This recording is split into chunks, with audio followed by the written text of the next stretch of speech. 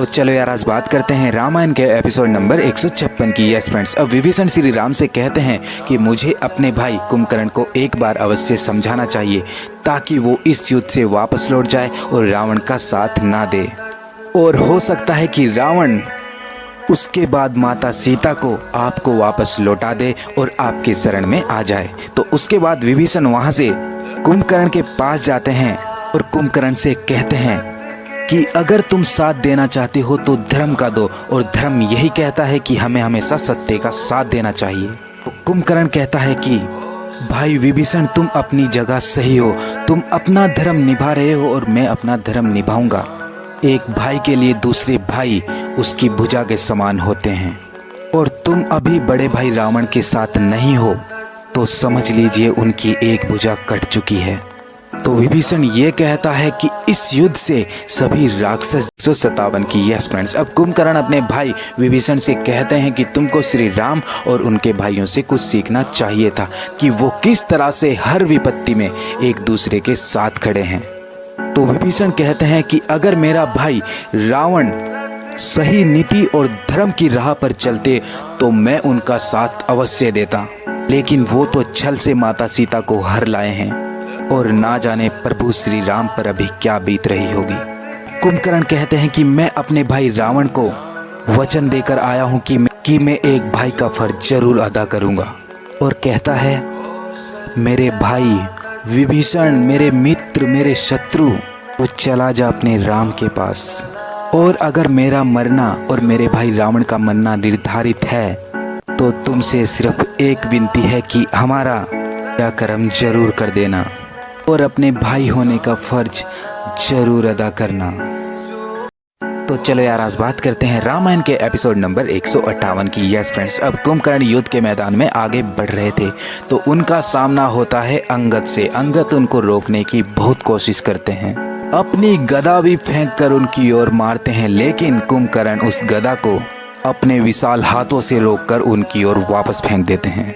और जैसे ही कुंभकर्ण अंगद को मारने के लिए अपना शस्त्र निकालते हैं तो हनुमान जी ये सब देख लेते हैं, और हनुमान जी बहुत विशाल सा पेड़ उनकी तरफ फेंकते हैं जो कि उनके शस्त्र पर लगता है और शस्त्र नीचे गिर जाता है। तो कुंभकर्ण पूछता है कि तुम कौन हो, तो वो बताते हैं कि मैं हनुमान हूँ। तो कुंभकर्ण कहता है कि अच्छा, तो तुम ही हो लंका का संहार करने वाले। आज कुंभकर्ण तुम्हारी सेवा का परितोषक तुम्हें देगा। तो हनुमान कहते हैं मैं इस विशाल शिला से तुम्हारा वध कर दूंगा। तो चलो यार आज बात करते हैं रामायण के एपिसोड नंबर 159 की। यस फ्रेंड्स, अब हनुमान द्वारा फेंकी गई उस शिला से भी कुंभकर्ण का कुछ नहीं होता, और वो कहता है कि मैं तुमसे लड़ने नहीं आया हूँ, तुम राम और लक्ष्मण को बुलाओ, मैं उनको युद्ध के लिए ललकारता हूँ। तो लक्ष्मण अपने भाई श्री राम से कहते हैं कि मुझसे ये ललकार सुनी नहीं जा रही है भाई, मुझे आज्ञा दीजिए। तो श्री राम लक्ष्मण को आज्ञा देते हैं कि जाओ तुम ही अब कर्ण के साथ युद्ध करो।